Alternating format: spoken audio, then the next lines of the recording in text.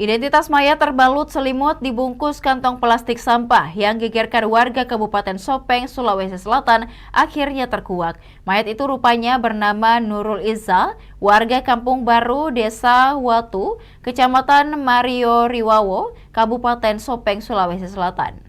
Tim forensik Dokpol Bidokes Polda Sulsel menguak korban setelah melakukan identifikasi jenazah selama 2 hari. Mayat Nurul ditemukan di perkebunan Jati, Desa Congko, Kecamatan Mario Riwawo, Kabupaten Sopeng pada Senin 30 Maret 2026 kemarin. Ia dilaporkan hilang pada tanggal 6 Maret 2026 sekira pukul 11 malam saat hendak pulang dari tempat kerjanya.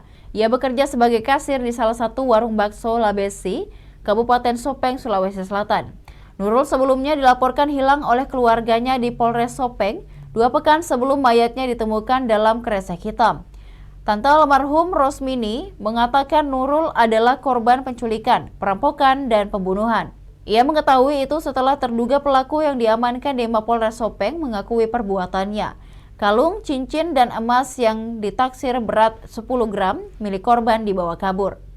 Motor yang dikendarai korban pulang pergi kerja di warung bakso juga telah raib digadai pelaku.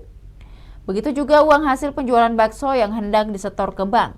Rosmini menjelaskan saat Nurul hilang, pelaku sempat meminta uang tebusan 25 juta rupiah ke adik korban lewat akun TikTok.